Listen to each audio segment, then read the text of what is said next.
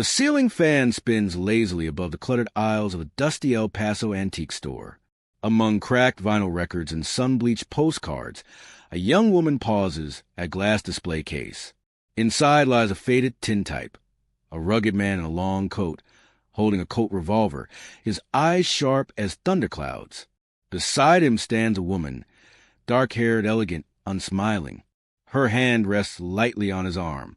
The tag beneath the photograph reads, Jack Delaney at El Paso Jack, 1872, train robber, vanished after the infamous Midnight Express heist. The woman lifts the photo, intrigued. The elderly store clerk, watching from behind the counter, murmurs, That one? He became a legend, but he lost everything the night he found fame. The woman frowns, as if the image speaks to something buried in her own past. She buys the photo. As the doorbell chimes, we dissolve into the past. The sun blisters the horizon as Jack Delaney rides down from the Mesilla Hills, his horse lean and lathered. His boots are worn to the sole, his coat streaked with trail dust, and his eyes, green as cut glass, never stop scanning the shadows. In El Paso, folks know better than to ask questions, but whispers follow him like smoke. Union scout turned deserter, a bounty hunter gone rogue, or maybe just another killer hiding behind a name no one can prove. A gambler once lost everything to Jack and called him the devil with green eyes. Jack replied only with silence and a stare that emptied the room. He rents a cot in the back of a Chinese laundry, eats beans off a tin plate, and spends his nights nursing whiskey in the Silver Note Cantina, saying nothing. The law can't catch him. The past won't release him. He's not chasing fortune, just something to dull the ache of memory. But even ghosts pause when they hear music. And one night, that music finds him, in the form of a woman's voice, low and smoky, pouring out over the cantina crowd. Jack looks up, and for the first time in years, he doesn't feel alone. El Paso, 1871, where desert dust meets border fire. The town pulses at night with danger and desire. Mexican revolutionaries pass coded messages in alleyways. Pinkerton agents linger in saloons, hunting fugitives for gold. Gun runners and gamblers rub shoulders with railroad men and girls who dance for coins. Inside the Silver Note Cantina, the air is thick with cigar smoke and secrets. Jack sits in the corner, drink untouched, watching the stage.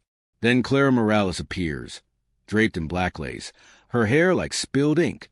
Her voice curls out like smoke from a slow-burning fire, low, aching, unforgettable. The crowd quiets. Jack doesn't blink. Clara is no ordinary saloon singer.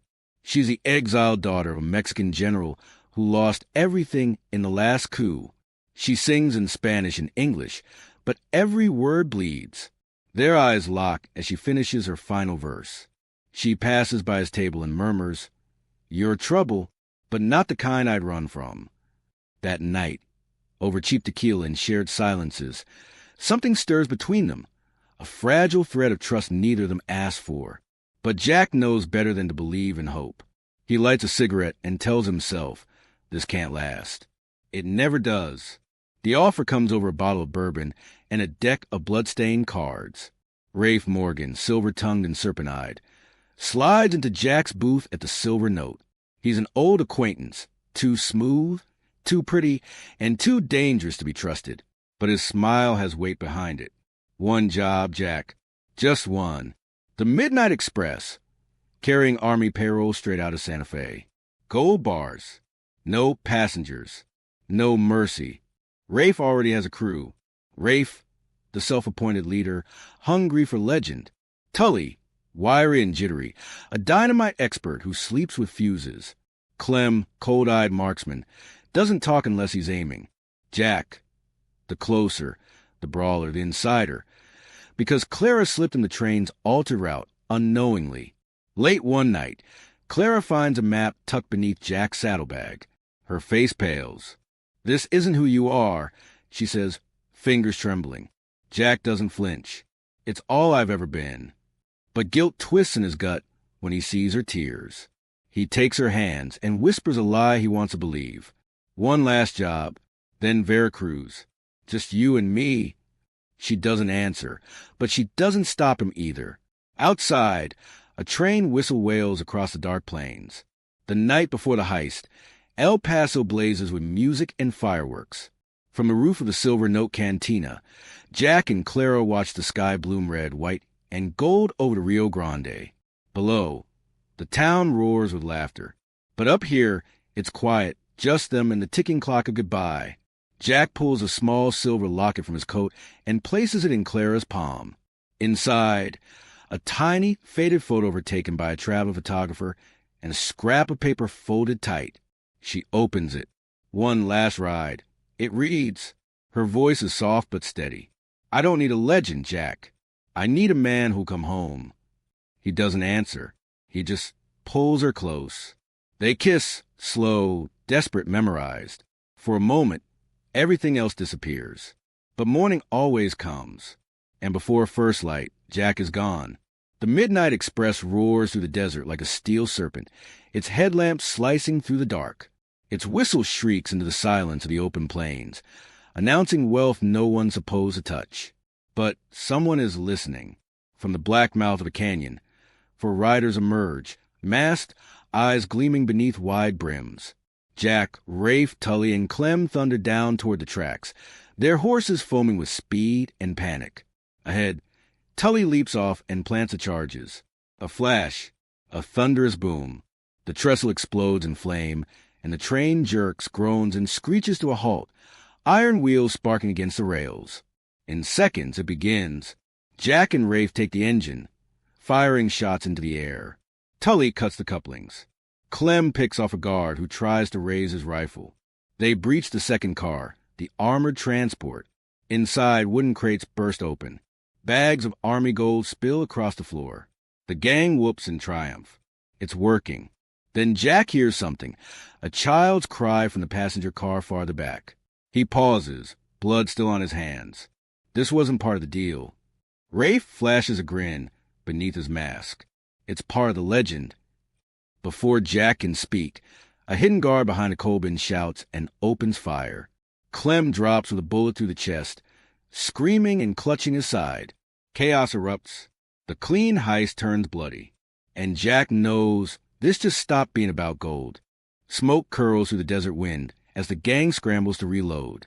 From the far end of the train, a door bursts open, and a second wave of armed men pours out. Pinkertons. They weren't on the manifest. They were planted, waiting. Rafe screams. It's a setup. Gunfire cracks like lightning. Horses rear and bolt.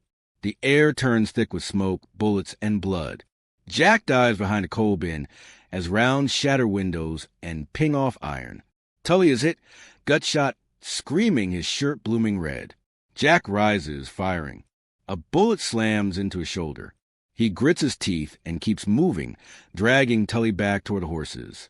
Above the chaos, Clara's voice floats through his mind. Come home. He sees the narrow canyon mouth ahead, blocked by wreckage. No choice. He lights a stick of dynamite, hurls it toward the down trestle. Boom! Flames leap into the night sky. The earth shudders. The fire eats the tracks, melting iron and wood alike. With only half the gold, the gang flees into the Black Hills, their silhouettes vanishing into smoke. Later, as they regroup in the shadows, Rafe spins on Jack, eyes wild. This is on you. You hesitated. Jack doesn't argue, but his hand rests on his revolver. Something broke on those tracks. Not just the rails, but trust. The newspapers will call it a triumph, a legend born in fire. But among the gang, a death sentence has been quietly written. The gang limps into a narrow canyon under the cover of darkness, wounded and furious. Their hideout, an abandoned prospector's shack tucked in the red rock, is a furnace of tension. Tully groans on a cot, pale and slick with sweat. Jack does what he can, packs the wound, keeps him warm, but the color's draining from his eyes. He won't see morning, Clem mutters, still clutching his wounded arm. Rafe paces like a caged animal, wild-eyed and whispering to himself. The gold, what's left of it, sits heavy in the corner, darker than blood in the lantern light. Then Rafe turns. She set us up, he growls. Your cantina girl. Clara, she gave you the route, and the Pinkertons were waiting. Jack freezes. She didn't know. That was just a schedule, stolen from her father's papers. No names, no details. Rafe doesn't believe him. Paranoia poisons what's left of reason. That night, as thunder rolls across the canyon, Rafe slips into Jack's tent with a knife. Steel flashes. Jack wakes in time. They fight, violent, silent, fast. Jack overpowers him, but doesn't kill him. He leaves Rafe bleeding in the dirt.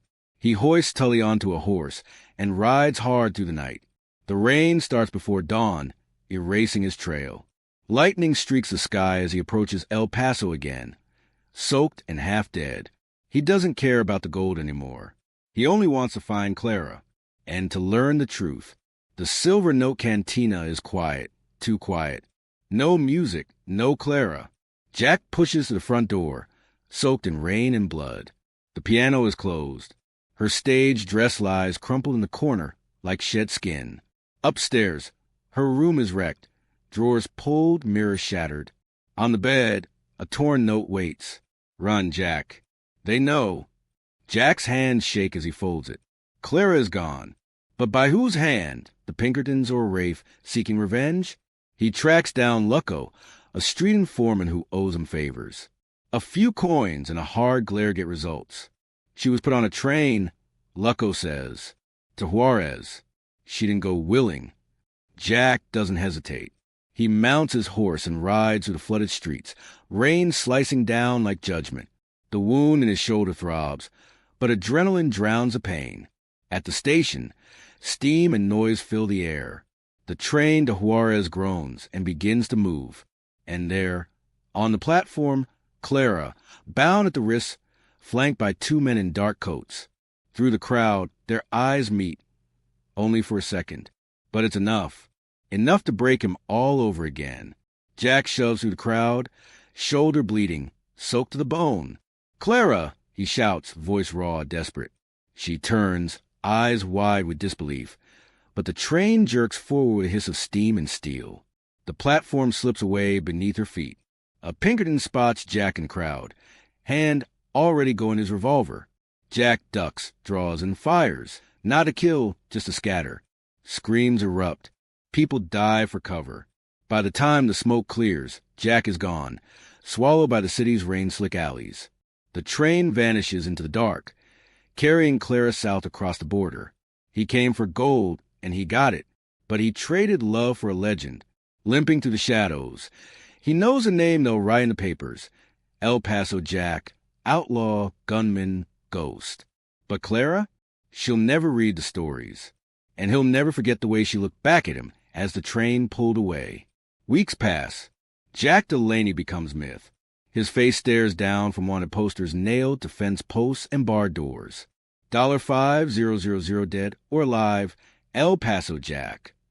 Dime novels sell by the dozen, paint him as a hero or a monster, depending on who's paying the writer. Kids in dusty towns shout "stick him up," pretending to be the man who robbed the Midnight Express. But no one knows where he went. In a smoke-stained back room of a border tavern, an old man with green eyes sips cheap whiskey in silence. A pistol rests near his hand, untouched. He unfolds a newspaper clipping, yellowed and creased. Clara Morales weds railway official in Veracruz. No mention of the cantina. No hint of what she lost. He stares at it for a long time, then folds it once more, slowly, carefully, before crumpling in his fist. Outside, thunder rolls as he disappears into the rain. In a modest El Paso home, the young woman who bought the tintype places it gently beside an old framed photo of her grandfather, a quiet man with sharp cheekbones and unmistakable green eyes. She slips a vinyl onto the turntable. The needle crackles to life. From the speakers, a ghostly voice sings an old outlaw ballad. He rode for gold but lost his flame, a name etched deep in desert flame.